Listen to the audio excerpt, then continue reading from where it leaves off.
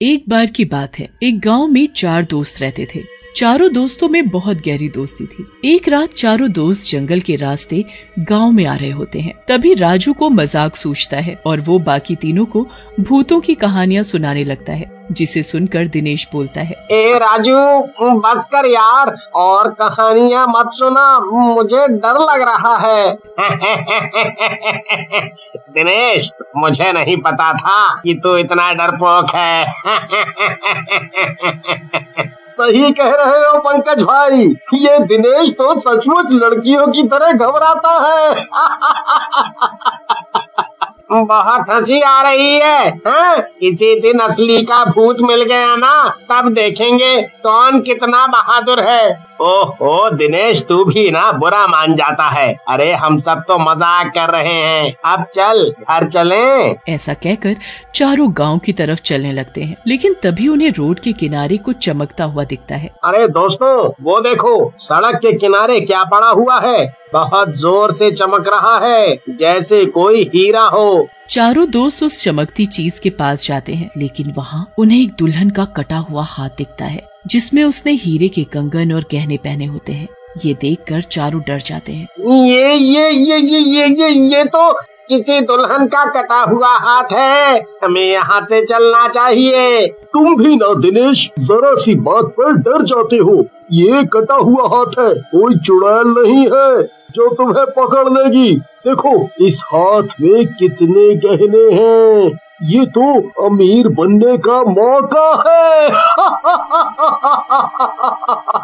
सही कह रहे हो राजू, मैं तो कहता हूँ इन हीरे के कंगन और बाकी आभूषणों को उठा लेते हैं और यहाँ से निकल जाते हैं। फिर राजू, रमेश और पंकज मिलकर हाथ से सारे गहने उतार लेते हैं और हाथ को वहीं फेंक देते हैं और जाने लगते हैं। लेकिन दिनेश को ये सब ठीक नहीं लगता और वो उस हाथ को वहीं गड्ढा खोद कर दबा देता है। फिर चारों अपने घर जाकर सो जाते हैं। अगली सुबह चारों दिनेश के घर इकट्ठा होते हैं। अरे भाइयों, क्यों ना कल के आभूषणों को बांट ले, हर एक के हिस्से में बढ़िया पैसा आएगा। लेकिन दिनेश गहने लेने से मना कर देता है। फिर तीनों आपस में गहने बांट लेते हैं। उसी रात जब राजू घर में सो रहा होता है, तभी उसी दुल्हन का कटा हुआ हाथ आता है और उसका गला दबाने लगता है। राजू हाथ को जोर से दूर फेंकता है। ये तो कटा हुआ हाथ है जिससे हमने गहने उतारे थे, लेकिन इसे तो दिनेश ने गाड़ दिया था। लेकिन वो हाथ दोबारा उड़ता हुआ आता है और राजू का गला दबाकर उसे मार डालता है। तभी वहाँ एक चुड़ैल आती है, जिसने दुल्हन के कपड़े पहने होते हैं और उसका एक हाथ कटा होता है। आज फिर एक शिकार गया। जब तक मैं इस श्राप से आजाद नहीं होंगी, ऐसे ही लोगों को मारती रहूंगी। फिर चुड़ैल हंसते हुए वहाँ से गायब हो जाती है। अगले दिन गांव वालों को राजू की लाश मिलती है। गांव वाले राजू की लाश को घेर कर खड़े होते हैं। तभी वहाँ उसके तीनों दोस्त आ जाते हैं और मिलकर उसकी लाश का अंतिम संस्कार कर देते हैं। उसी रात पंकज हाथों से उतारे कंगन देख रहा होता है। मजा आ गया, क्या मस्त गहने हैं, इनका तो बाजार में अच्छा पैसा मिल जाएगा। राजू के मरने की वजह से मैं इनको आज बेच नहीं पाया, लेकिन कल सुबह सबसे पहले इनको ही बेचूंगा।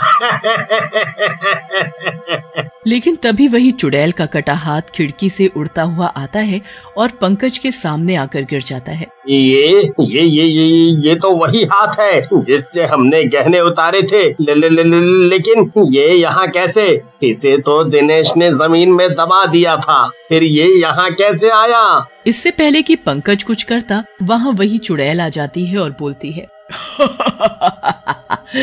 लालची आदमी, ये मेरा हाथ है और इससे गहने उतार कर तूने अपनी मौत को बुला लिया है। ना तू मेरे गहने उतारता और ना ही तू मरता।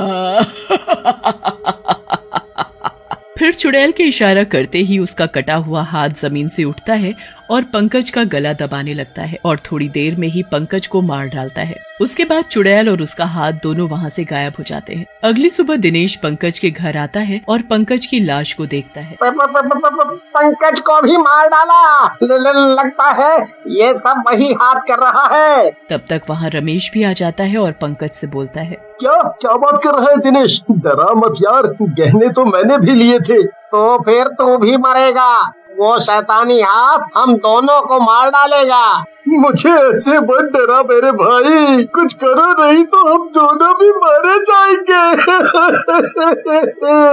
फिर पंकज का अंतिम संस्कार करने के बाद दिनेश और रमेश हाथ से उतारे सारे गहने लेकर जंगल पहुंचते हैं और उस जगह को खोदते हैं जहां उन्होंने हाथ को दबा दिया था। काफी देर खोदने के बाद भी उन्हें हाथ नहीं मिलता। दिनेश भाई, वो हाथ तो इस जगह है ही नहीं जहां हमने उसे दबाया था। लगता है वो हाथ भूतिया था, वो हमें जिंदा नहीं छोड़ेगा। तुम डरो मत रमेश, हमें कुछ नहीं होगा। ऐसा करते हैं, इन गहनों को हम यहीं जमीन में दबा देते हैं, शायद वो भूतिया हाथ भी हमारा पीछा ना करे। ऐसा कहकर दिनेश और रमेश गहनों को जमीन में गाड़ देते हैं और मन ही मन खुश हो जाते हैं।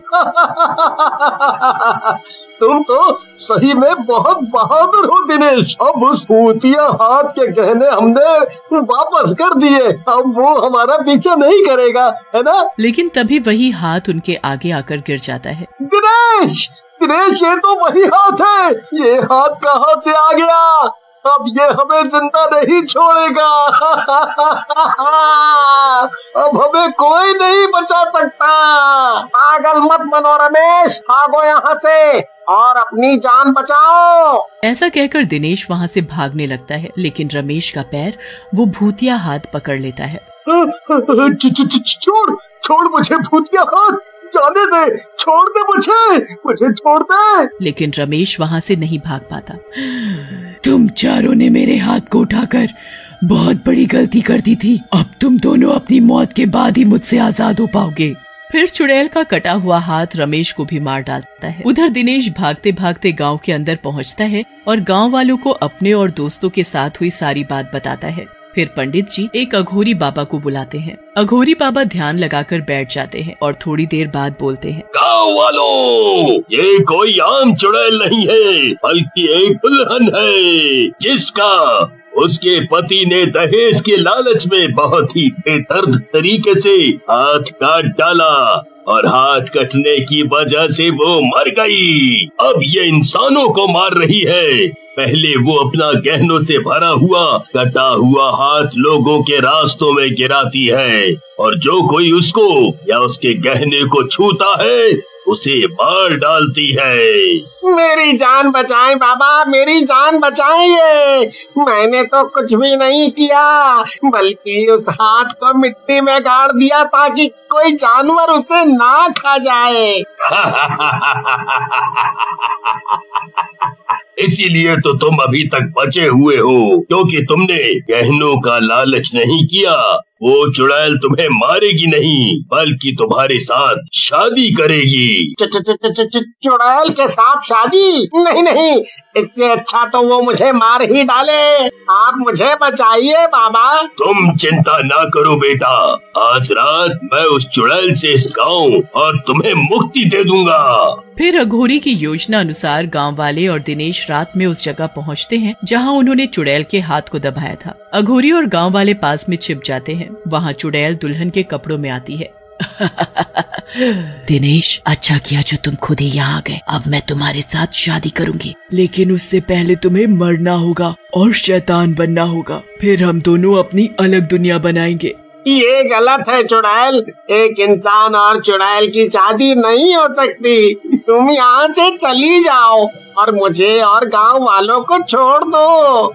ऐसा नहीं हो सकता, तुम्हें मेरे साथ चलना ही होगा। ऐसा कहकर चुड़ैल और उसका कटा हुआ हाथ दिनेश की तरफ बढ़ते हैं। तभी गांव वाले और अघोरी बाहर निकल जाते हैं। चुड़ैल, तूने अपने बदले और लालच के चक्कर में कई बेगुनाहों की जान ले ली। अब मैं तुझे नहीं छोड़ूंगा।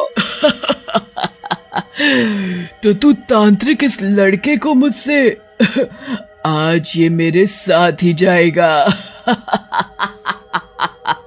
ऐसा कहकर चुड़ैल दिनेश की तरफ फिर से बढ़ने लगती है, लेकिन गांव वाले डंडे और लाठी से चुड़ैल को मारने लगते हैं। चुड़ैल का हाथ दिनेश की गर्दन दबाने लगता है। अघोरी जी बचाओ, मुझे ये हाथ मुझे मार रहा है। तभी अघोरी हाथ के ऊपर भभूत छिड़कते हैं। चुड़ैल का हाथ जलने लगता है। फिर अघोरी जी चुड़ैल को एक बोतल में कैद कर देते हैं। इस चुड़ैल को हम मार नहीं सकते। गाँव वालों, जाओ और इसे जंगल में पेड़ के नीचे दफना दो।